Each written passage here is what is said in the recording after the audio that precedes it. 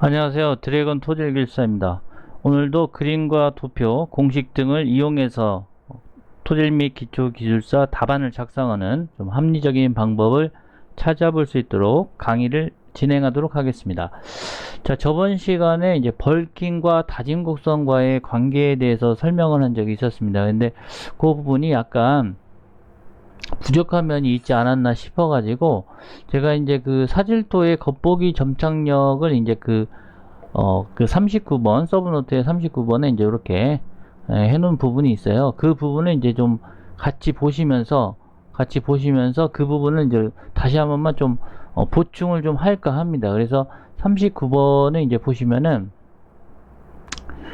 넘기기도 힘드네요. 그래서 39번에 보면 이제 벌킹 현상이, 최적이 이제 용적이 팽창되는 그러한 현상인데요. 그러한 현상을 이제 수체 현상이라고 한다. 그래서 우리가 이제 약 5에서 6% 정도, 5에서 6% 정도가 됐을 때 이제 이러한 그 최적이 팽창되는 어떤 모래의 어떤 겉보기 점착력과 같이 하면은 이렇게 연관시켜서 이해하시면 좋겠다라는 생각이 좀 듭니다. 그래서 요게 이제 겉보기 점착력, 요 겉보기 점착력이거든요. 그래서 여기 보시면은 요게 이제 119회 1교시에 아마 7번 정도의 기존에 나왔던 내용인 것 같아요. 그래서 이제 요 부분은 이제 잠깐 이제 여러분과 이제 좀 이해를 돕고자 말씀을 좀 드린다면은 이게 그 사질토의 겉보기 점착력하고 관계가 돼 있다. 그래서 건조한 모래를 이제 적절한 함수비 약 5에서 6% 정도. 그래서 여기가 이제 건조 밀도하고 함수비가 있는데 이렇게 건조한 상태에서 이제 물을 조금씩 가했을 때 이렇게 이제 점착력이 발생하고 팽창되면서 어떤 그 겉보기 점착력이 발생한다. 그리고 양쪽으로는 점착력이 발생하지 않고요. 그래서 어떤 수체 현상이라는 것은 물다짐 효과다. 우리 현장에서도 물을 뿌려가지고 이렇게 침하를 시켜주지 않습니까? 이렇게 굉장히 좁은 지역에 물을 뿌려주기도 하는데 그러한 현상이 이제 5에서 6% 정도의 함수비를 적용했을 때 그때 이제 표면 장력으로 인한 밀착 효과가 발생하다가 건조나 포화 시 점착력을 상실하게 되는데 그때는 이제 겉보기 점착력이라고 하고요. 그때 이제 어떤 개념도에 있어서는 이렇게 함수비하고 건조밀도 관계 그래프 이렇게 이제 그려주는 게 좋겠다는 좀 생각이 듭니다. 그래서 이제 이 내용입니다. 이 내용. 그래서 어떤 사질토와 점성토의 점착력을 비교하는 그래프, 어떤 표도 들어가면 좋겠죠. 그래서 그림과 표가 3개가 들어갔으니까 아주 굉장히 모범적인 답안이 되겠습니다.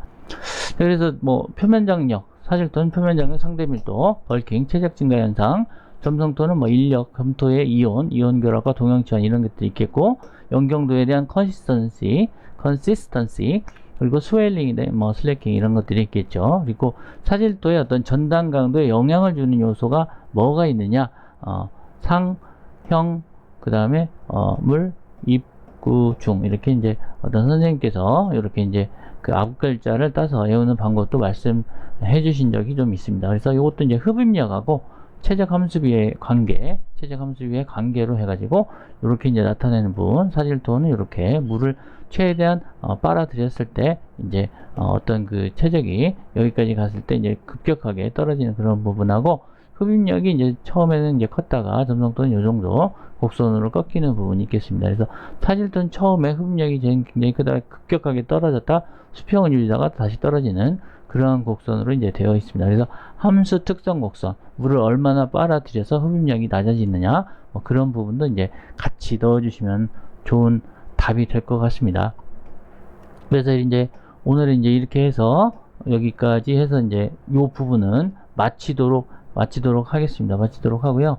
그리고 이제 이 부분 이제 없애고요. 종료하고 이제 오늘은 여러분들께 어떤 것들을 이제 할 거냐면요. 저번 시간에 보면은 이제 뭘 했습니까? 우리가 저번 시간에 그 흙의 어떤 흙의 삼상을 했습니다. 흙의 삼상도를 이제 공부를 했고, 그거에 대해서 뭐 어떤 간극비나 간극률이나 어떤 최적에 대한 부분이나 감마 셋이나 감마 t나 수분단이나 뭐 물 단위부터 해가지고 어떤 감마 D에 대한 변환 여러 가지 것들을 좀 같이 공부할 수 있도록 하겠습니다. 근데 저번 시간에도 입경곡선을 이제 했을 때 어떤 공식에 대해서 어떤 균등계수가 10번에 대한 입경이 10번째에 대한 부분하고 60번째에 대한 부분은 입경에 대한 이 부분으로 해서 균등계수를 나타낸다 하고, 공률계수는 뭐 D10 곱하기 D60 분의 D30의 이제 제곱으로 나타낸다. 이런 공식은 한 번 정도 뭐 써드렸어야 했는데 라는 좀 생각도 들어서 이렇게 이제 다시 한번 쓰게 됩니다. 그래서 1에서 3 사이가 공률계수가 이제 1에서 3 사이 있을 때는 입도가 이제 양호하다 라고 이제 판별을 하고요. 요 값이 이제 자갈이 이제 균등계수 같은 경우는 CU 값이 4보다 크거나 같을 때 발생하는 부분, 그리고 이제 모래 같은 경우는 CU가 6보다 클 때, 모래 같은 경우는 입도가 분포가 좋다, 입도 분포가 좋다고 이제 판별을 한다. 이렇게 이제 한다고 합니다. 그래서 이 부분 이제 간단하게 말씀을 좀 드렸습니다. 자, 그래서 오늘은 흙의 삼상도를 이제 말씀드리려고 이제 합니다. 말씀드리려고 하는데, 우리가 이제 그 저번 시간에도 이렇게 이제 그 어떤 그 에어, 워터, 그 다음에 요게 이제 소일이지 않습니까? 소일, 흙의 삼상이 있는데, 요게 이제 노란색은 잘 안 보이기 때문에 요게 이제 이렇게 WA, WW, WS, 그래서 전체 무게가 있고요. 요거는 이제 최적이죠, 최적이 이제 VA, VW, VS고, 여기 이제 전체 최적이 되겠습니다. 최적. 그래서 이제 요 부분에 에어에 해당되는 부분하고 물에 해당되는 부분이 있고, 그 다음 나머지는 이제 소일에 대한 부분이 되겠습니다. 소일. 그래서 이제 요렇게 삼상도는 그려지게 되는데요. 요게 이제 개념도로 이제 써주시고, 그 밑에다가 이제 어떤 개념도를 두 번째 썼을 거 아닙니까? 개념도. 그러면 이제 이는 어떤 것이냐? 간극비를 말하는데요. 흙의 최적분의 간극, 보이드의 최적이다. 이렇게 이제 나타내 주시면 되겠고, 간극률은 뭐냐? 간극률은 전체 최적분의 요 두 개 간극의 어떤 최적이다. 간극의 어떤 최적으로 이제 나타내는 부분이 되겠습니다. 그래서 요게 이제 그 VV고 요게 이제 VS가 되겠고요. 요 부분이 이제 WA하고 WW 그다음 WS 전체 무게가 되겠죠. 그래서 에어하고 물의 부분이 이제 간극으로 차지한다. 최적 볼륨하고 볼륨하고 이제 어떤 그 보이드의 어떤 간극을 나타내는 거겠죠. 이게 전체이기 때문에요. 그래서 여기서 간극률이기 때문에 여기는 이제 100%를 때려준다. 그래서 간극률이 되겠습니다. 그리고 포화도에 있어서는 어떤 것입니까? 간극에 있는 간극 최적 안에 물이 얼마나 들어있느냐? 요 최적분에 요게 얼마나 들어있냐? 여기 50이고 50이면 50%겠죠? 포화도가요. 그래서 이제 그런 식으로 해서 나타낸다. 100%가 되겠습니다. 100%. 자, 그래서 이렇게 100%를 주고 포화도는요. 그리고 이제 함수비는 이제 어떤 것이냐? 흙의 무게, 소일의 무게, 소일 무게에 비해서 물의 무게가 얼마나 해당이 되느냐? 그래서 이렇게 100%를 떼주고요. 요게 이제 그 함수비하고 함수율하고 또 여러분들이 이제 구분을 해 주셔야 합니다. 함수율. 여기 이제 함수율은 좀 크게 나타날까요? 함수율은 이제 좀 크게 나타내면 요거는 이제 전체의 무게분에 이제 물이 얼마나 차지하느냐. 이제 전체의 무게에서 물이 차지하는 게 이제 함수율이 되겠습니다. 함수율. 그래서 이제 요 함수비하고 함수율을 이제 나타내는 차이가 비교를 이제 물어보는 그런 면접이나 이제 질문이 있을 수도 있습니다. 그래서 우리 우리 공학 박사님들 이제 되실 거잖아요. 기술사님 되실 건데, 요 정도는 뭐 알고 계셔야지 않겠습니까? 뭐 알고 계셨더라도 다시 한번 짚어보는 그런 시간이 되셔도 아주 좋겠다라는 좀 생각이 듭니다. 자, 그래서 요 간극비, 그 다음에 이제 간극률, 포화도고요. 그 다음에 이제 함수비하고 함수율이다. 그래서 함수비는 흙에, 건조한 흙에 대비해서 물이 얼마나 있느냐, 그게 함수이고요.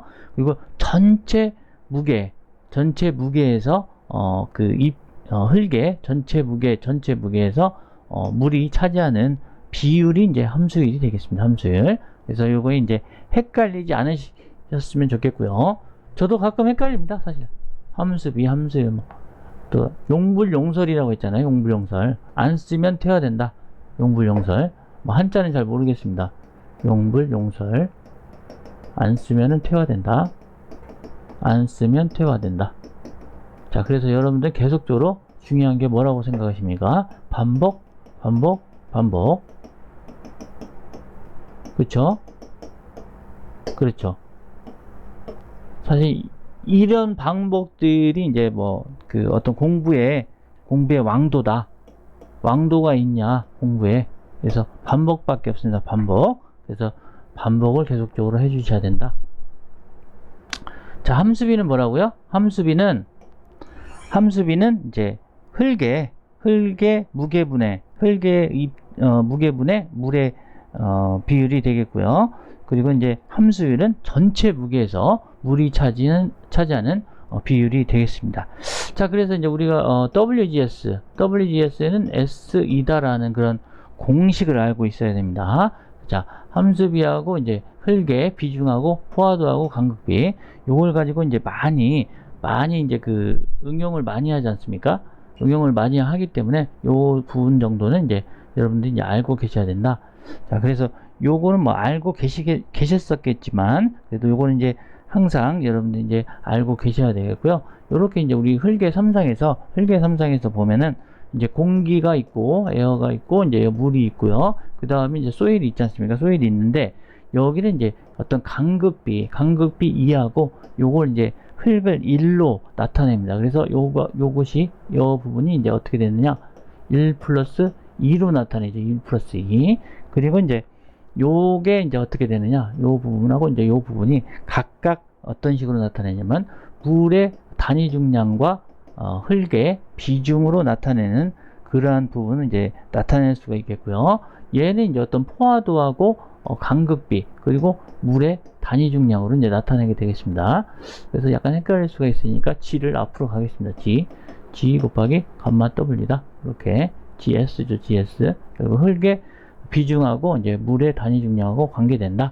이렇게 이제 여러분들이 아시면 되겠습니다. 그래서 이 값하고 이제 이렇게 상관관계가 있다.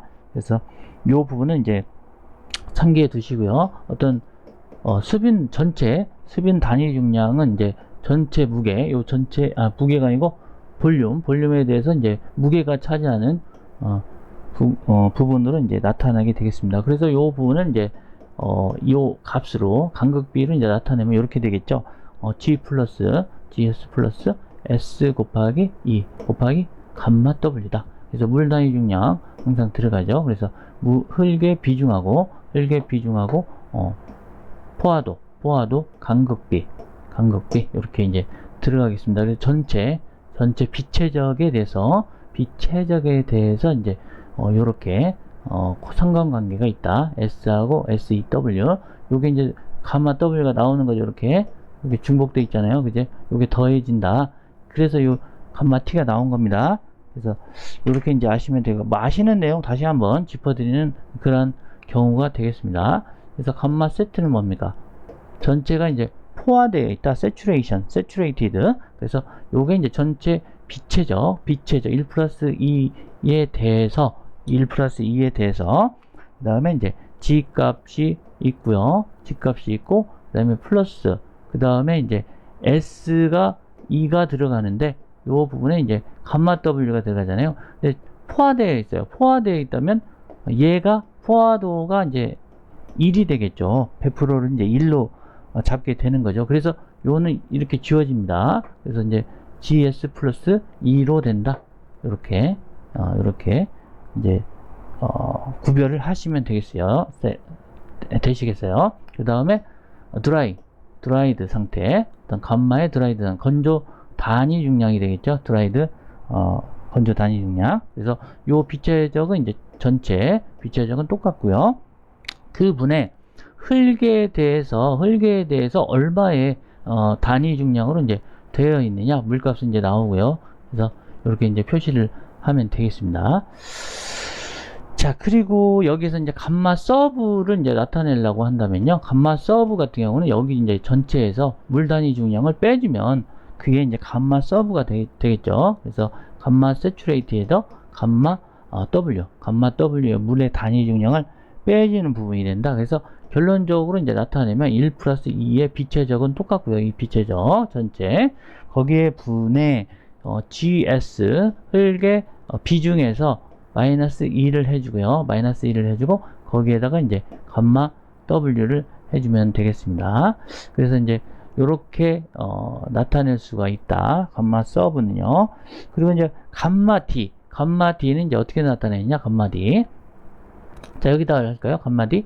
여기다 이제 다른 색깔로 좀 하겠습니다. 감마 여기 다른 겁니다. 이렇게 감마 D는 이제 비체적은 똑같이 나타내고요. 비체적은 이제 똑같이 밑에 있고, 그 다음에 흙의 비중의 분모가 있고, 물의 단위 중량이 들어간다. 그래서 이제 요것은 이제 우리가 이 값으로 이제 빼내면요. 이 값으로 빼내면 어떻게 되냐면 감마 D분의 GS 감마 W 마이너스 1이다. 그래서 대부분 물의 단위 중량은 1이기 때문에 감마 D분의 GS 마이너스 1로 이렇게 나타냅니다. 결국은 우리가 이 부분을 가지고 얘를 가지고 어떻게 나타내느냐. 그래서 감마 D는 또 어떻게 나타낼 수가 있냐면요. 감마 D는 1 플러스 물무게 물무게가 아니고 함수비 곱하기 이제 감마 T로 전체 단위 중량을 이렇게 나타내는 부분도 이것도 이제 중요하겠습니다. 그래서 이제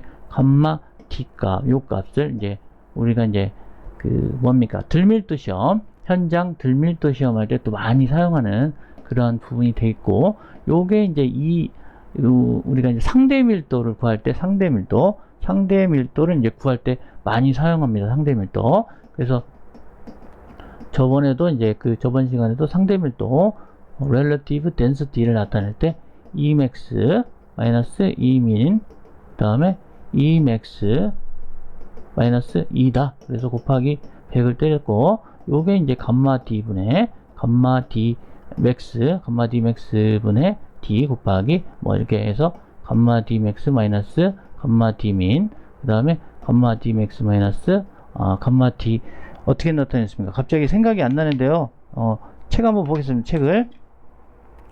저도 이제 갑자기 이렇게 하면 좀 헷갈립니다. 그래서 요 뒤에가 똑같다. 뒤에가 똑같고 요거는 이제 뒤에가 나온다. 이렇게 지우고요.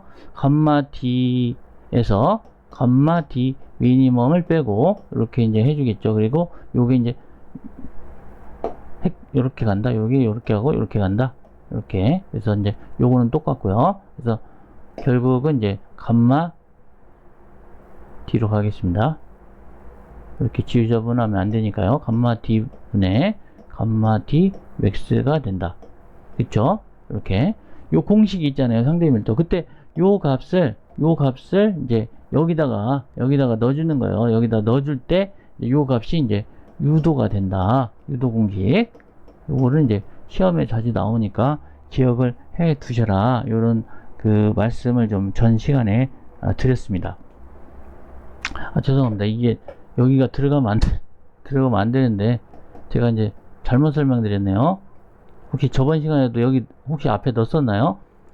제가 이제 여기를 이제 요렇게 가는 거죠. 이렇게. 요게 이렇게 가고 요게 이렇게 가고. 죄송한데 굉장히 혼란스럽게 해드리는 것 같은데요. 결국 이제 다시 한번 써드리면 감마 D max 마이너스 감마 D 미니멈 분의 감마 D 마이너스 감마 D 미니멈. 뒤에는 똑같고, 그 다음에 요게 이제 아래 위로 간다. 감마 D분의 감마 D max다. 자, 저번 시간에 혹시 이게 이제 제가 이 앞에 이걸 썼었다면은, 다시 한번 정정을 좀 하겠습니다. 저도 하다 보면 이렇게 헷갈리고 이게, 아까 말씀드렸죠? 용불용설이요. 용불용설. 그래서 여러분들께서 뭐, 싫어요 하지 마시고, 그래도 좋아요 해주십시오. 저도 이제 까먹고 다시 이제 반성했으니까요. 어떤 거 해주시라고요? 구독, 좋아요. 아시겠죠? 네, 다시 가겠습니다. 자, 그래서 이렇게 해서 이제 상대 밀도를 이제 우리가 파악을 할 수가 있다. 이렇게 이제 나타내면 되겠습니다. 아, 갑자기 막 식은땀이 확 나면서요. 식은땀이 갑자기 확 나면서 어찌할 바를 모르겠네요. 네, 저도 이제 까먹습니다. 이렇게. 그래서 용불용설이다. 그래서 이제 계속적으로 반복을 해주지 않으면 이제 다들 아무도 이제 토질 및 기초기사 해랩이라도 뭐 까먹을 수 있다, 잊을 수 있다, 이렇게 이제 아시면 되겠습니다. 자, n는 이제 일본식이고요. n라고 하지 말고 n값이라고 하는 게 이제 면접관분도 그런 말씀을 또 하시는 분도 계세요. 그래서 이제 상대 밀도, 이제 모래 같은 경우는 이제 상대 밀도로 나타내잖아요. 상대 밀도 0에서 4, 뭐 4에서 8, 8에서 뭐 15, 그 다음에 15에서 30, 그 다음에 뭐 30에서 8에서 10, 8에서 10이 아니죠. 4에서 10이고, 자, 이렇게 까먹습니다. 자, 다시요. 4에서 10이고, 10에서 30, 30에서 50, 그 다음에 50 이상. 이렇게 해서 이제, 요거 이제 매우 루즈, very loose, 매우 느슨한 상태, 그 다음에 루즈한 상태, 그 다음에 요건 이제 보통이다, medium, 그 다음에 요거는 이제 dense, 조밀하고요. 요게 이제 very dense가 되겠죠. dense, 이렇게 이제 되겠습니다. 그래서 이제 요런 것도 아니 안 하면 자꾸 까먹어요. 모래의 어떤 상대 밀도, 그리고 점토는 이제 연경도다, 연경도로 나타낸다. 글씨를 좀 이쁘게 쓰는 버릇을 좀 해야 될 것 같아요. 괜히 이제 흘림체로 쓰면은 잘 못 알아보시기 때문에 그렇게 좀 해야 될 것 같다는 좀 생각이 듭니다. 자, 그래서 우리가 이제 단위 중량을 이제 어떻게 하느냐, 그런 것들까지 이제 배워봤습니다. 배워봤고요.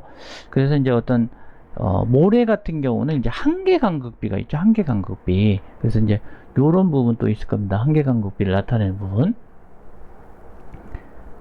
크리티컬하다. 크리티컬 뭐 간극비니까 보이드 레이시오인가요? 뭐 정확하게 이제 잘은 모르겠습니다. 한계 간극비가 이것이 아닌가?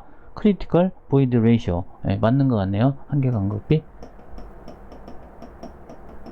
이제 모래에서 이게 이제 어떤 식으로 나타나게 되냐면요. 간극비하고 어떤 변형률이다. 간극비가 이렇게 있고, 이렇게 이제 어떤 변형률이 있겠죠. 변형률, 엡실런이 이제 변형률이 이제 퍼센테이지고, 그래서 이제 이러한 간극비가 있는데, 모래가 이제 처음에 이제 그 간극비가 높다는 건 느슨한 거잖아요. 느슨한 상태인데, 요게 이제 쭉 다집니다. 다지면 이렇게 이제 곡선이 이제 이렇게 내려오겠죠. 이렇게 쭉 내려옵니다. 이렇게 쭉 이렇게 내려와서 어느 정도 가서 이제 일정하게 된다.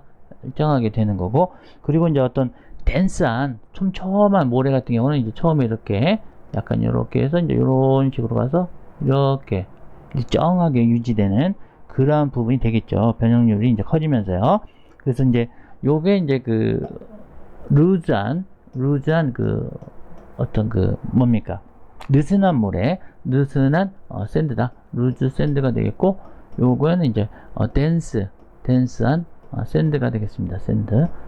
조밀한 모래가 되겠는데요. 그래서 이제 진동을 막 줍니다. 진동 주고 이제 변형을 이렇게 준다는 거죠. 그랬을 때 요게 이제 어느 정도 일정하게 루즈나 덴스나 일정한 어떤 그 변형률이 이제 높아질수록 간극비가 일정한 한계에 달한다. 크리티컬한 상태. 그게 이제 한계 간극비의 상태가 된다라고 이제 보시면 되겠습니다. 그래서 변형률이 커지면 간극비가 이제 일정하게 유지하게 된다. 그런 내용이 되겠고요. 투수계수와 이제 투수계수와 포화도를 이제 말씀드릴게요. 투수계수와 포화도. 그래서 투수계수와 어떤 포화도와 이제 관계된 그래프를 이제 그 개념도로 쓰신다고 한다면 이렇게 이제 나타낼 수 있겠네요.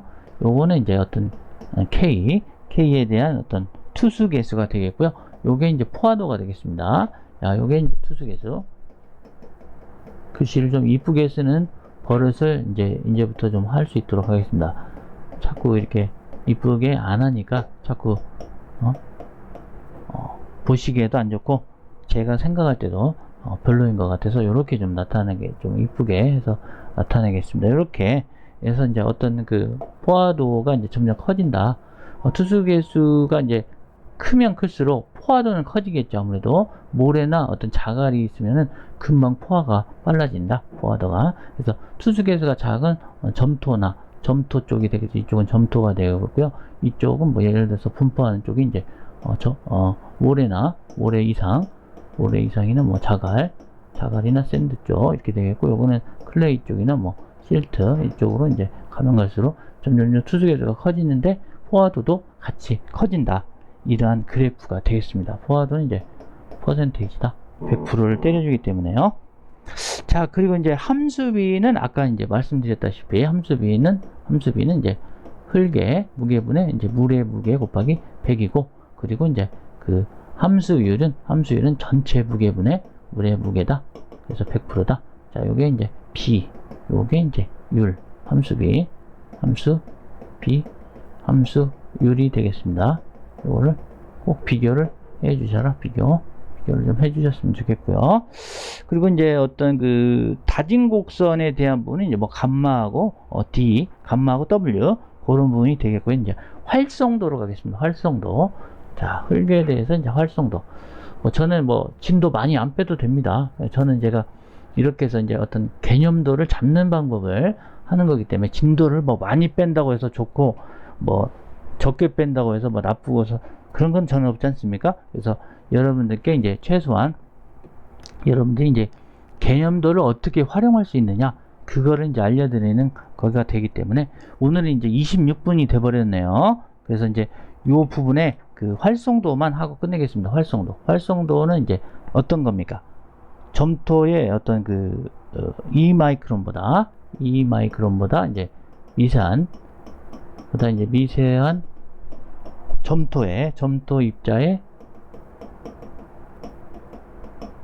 입자에 대한 어떤 중량 백분율이다. 중량 백분율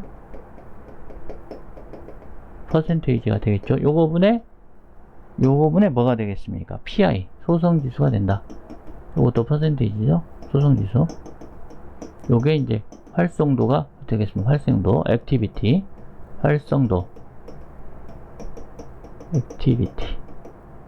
자, 그래서 다음 시간에 어떤 최종 팽창의 가능성이나 활성도에 대한 부분에 대해서 배워볼 수 있도록 하겠습니다. 오늘 수고 많으셨고요.